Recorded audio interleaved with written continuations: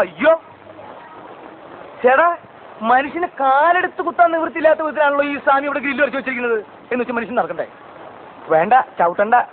ഇതല്ല, ഇതിനപ്പുറം ചാടി കടന്നവനാണ് ഈ KK ജോസ്.